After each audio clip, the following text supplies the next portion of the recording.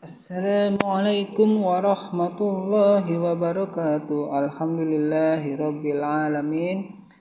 Teman-teman kelas 6 semua, berjumpa lagi dengan pembelajaran tematik, tema baru setelah kita melaksanakan PTS. Mudah-mudahan hasilnya maksimal dan kalian mendapatkan nilai yang bagus-bagus ya, teman-teman. Hari ini kita menginjak ke tema baru, tema 4 atau tema 6D. Tapi sebelum dimulai, mari kita berdoa terlebih dahulu untuk meningkatkan konsentrasi kita dan supaya pertemuan kali ini diberkahi oleh Allah Subhanahu wa taala. Bismillahirrahmanirrahim. Raditu billahi rabba wa bil islami dina wa bi muhammadin nabiyyan wa rasula. Rabbi zidni ilma warzuqni fahma. Allahumma fa'ni bima 'allamtani wa 'allimni ma yanfa'uni wazidni ilma. Kita mulai saja ya teman-teman.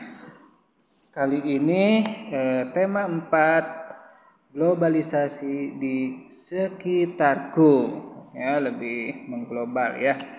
Globalisasi merupakan proses penyebaran sesuatu secara meluas hingga ke seluruh dunia. Globalisasi berpengaruh sangat besar bagi kemajuan teknologi dan kemudahan dalam berbagai hal. Pengaruh globalisasi sudah merambah ke seluruh aspek kehidupan manusia. Contoh aja, kemudahan untuk memperoleh produk dari negara lain, misalnya makanan. Selain di bidang pangan, ada juga seperti di bidang ekonomi, budaya, transportasi, informasi, dan komunikasi. Coba sebutkan contoh-contoh lain pengaruh globalisasi dalam kehidupan sehari-hari. Itu permulaan kita hari ini, teman-teman. Nah, berhubung tema globalisasi, apa saja yang akan kita pelajari hari ini? Yang pertama, menjelaskan berbagai bentuk kerjasama di bidang sosbud atau sosial budaya dalam lingkup ASEAN.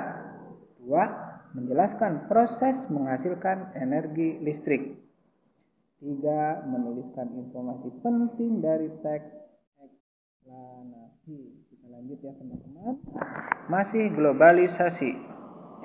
Globalisasi memungkinkan beragam produk. Tadi sudah disebut makanan dari negara lain.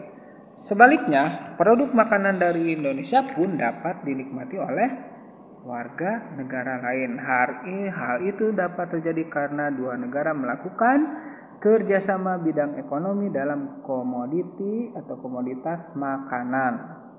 Kerjasama juga terjalin antar negara anggota organisasi ASEAN, ya. Brunei, Kamboja, Laos, Malaysia, Filipina, Singapura, Myanmar, Thailand, dan Vietnam saling menjalin kerjasama untuk memperkokoh persatuan dan kesatuan negara-negara di Asia Tenggara. Globalisasi juga menjadi pendorong Indonesia menjalin kerjasama dengan negara-negara tersebut. Antara lain bentuk kerjasama dalam bidang ekonomi, politik, keamanan, serta sosial budaya. Berikut contoh kerjasamanya. Yang pertama, diadakan kegiatan ASEAN Youth Volunteer Program yang bertujuan menggerakkan para relawan muda agar pada masa depan dapat memberikan solusi inovatif terhadap tantangan regional negara ASEAN. Yang kedua, program pertukaran pelajar. Misalkan ada ACTS atau ACTIS, ASEAN Credit Transfer System, yaitu program pertukaran pelajar yang diselenggarakan oleh AUN atau AUN, ASEAN University Network, bagi universitas di negara ASEAN.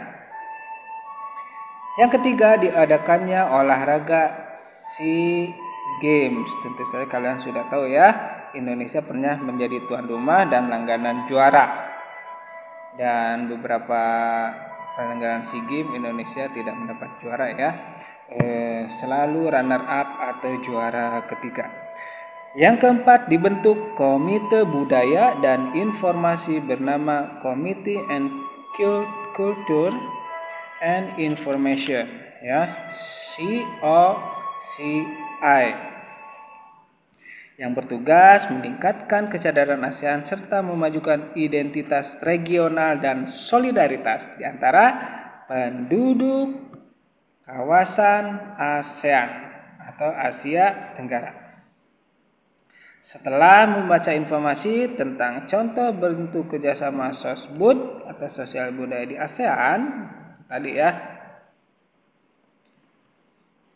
ayo mencari tahu peran Indonesia dalam kerjasama bidang sosial budaya dalam ruang lingkup ASEAN.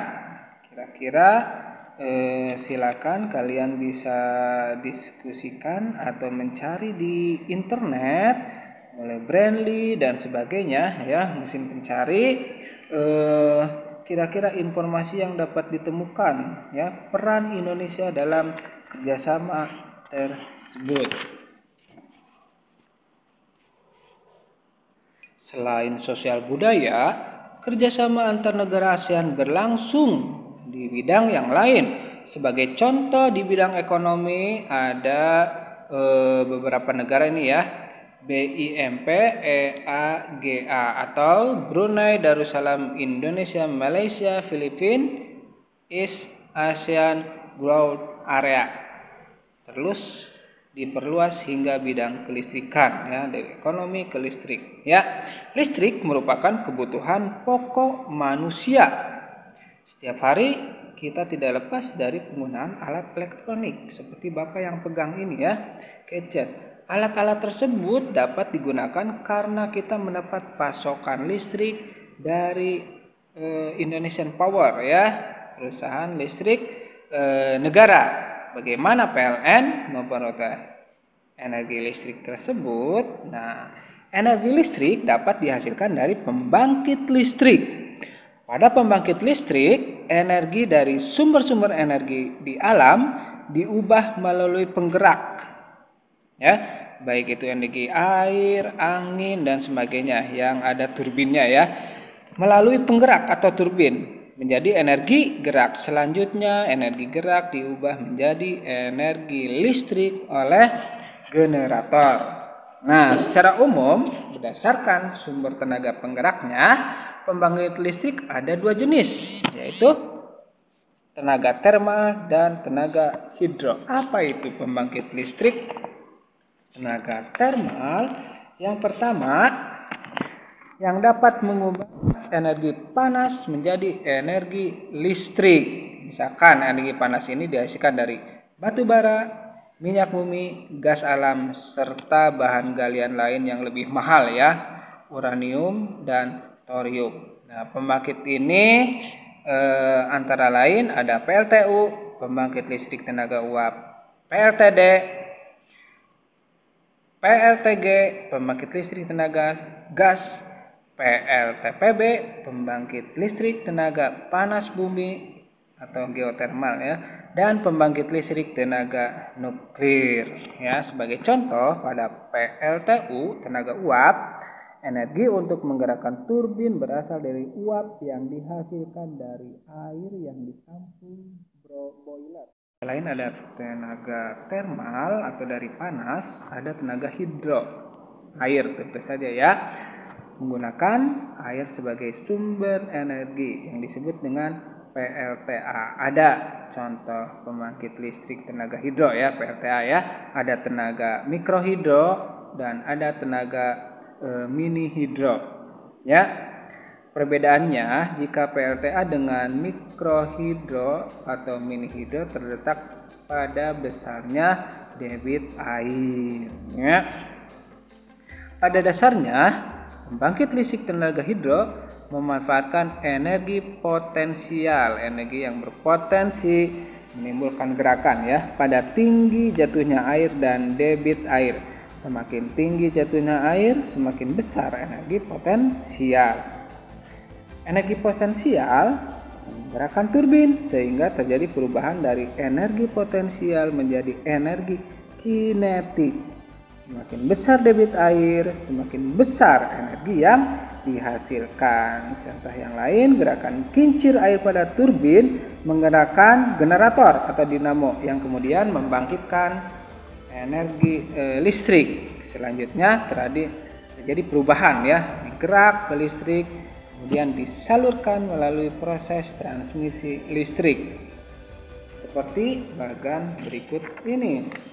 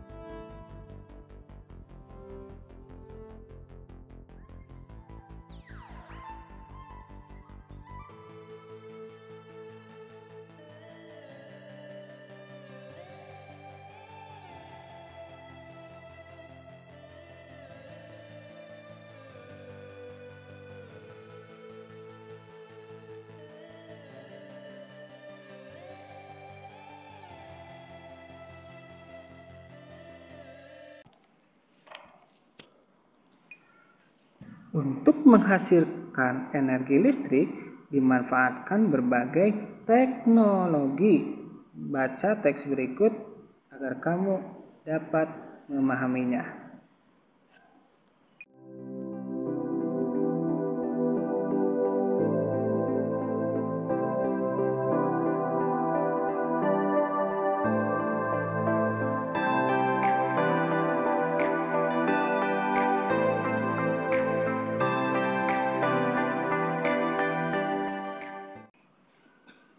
Teks di atas termasuk teks eksplanasi. Ayo, masih ingat apa itu ciri-cirinya? Nah, apa perbedaan teks tersebut dengan jenis teks yang lain? Silakan coba diskusikan dengan temanmu. Atau silakan arti teks eksplanasi atau ciri-cirinya silakan isi di komentar atau tanggapan. Informasi yang disajikan dalam teks eksplanasi biasanya berupa penjelasan yang cukup detail mengenai suatu kejadian, peristiwa, atau fenomena. Untuk dapat mengerti seluruh penjelasan yang disampaikan, kamu perlu menggali informasi yang terkandung dalam teks eksplanasi. Bagaimana caranya untuk menggali? Yang pertama, membaca atau mendengarkan teks dengan saksama. 2. Menentukan topik yang dibicarakan dalam teks. Dan terakhir, menentukan informasi penting dari setiap paragraf. Setelah membaca teks eksplanasi tersebut, ada bagian teksnya ya. Manakah yang merupakan pernyataan umum, deretan penjelas, dan kesimpulan. Silakan kembali baca teks tersebut dan isi informasi penting pada bagian-bagian teks eksplanasi pada diagram di halaman 8. Silakan diisi. Setelah mengisi apa yang sudah kita pahami hari ini, yang pertama menjelaskan berbagai bentuk kerjasama di bidang sosial budaya ya dalam bidang lingkup ASEAN. Kedua, menjelaskan proses menghasilkan energi listrik, prosesnya ya. Dan yang terakhir, menuliskan informasi penting dari teks eksplanasi. Bapak harap kalian semuanya mengerti dan tidak cukup puas ya. Silakan kembali googling untuk pembelajaran biar kalian lebih menambah pengayaan materi, ataupun silakan bagi yang mau bertanya silakan isi kolom komentar atau tanggapannya. Demikian pembelajaran hari ini, Bapak cukupkan. Jangan lupa masih jaga protokol kesehatannya bagi yang tatap muka, apalagi bagi yang PJJ silakan di rumah jaga prokesnya, memakai masker, mencuci tangan, dan menjaga jarak. Alhamdulillahirabbil alamin. Subhanaka Allahumma wa bihamdik asyhadu an la ilaha illa ant astaghfiruka wa atubu ilaik. Wassalamualaikum warahmatullahi wabarakatuh.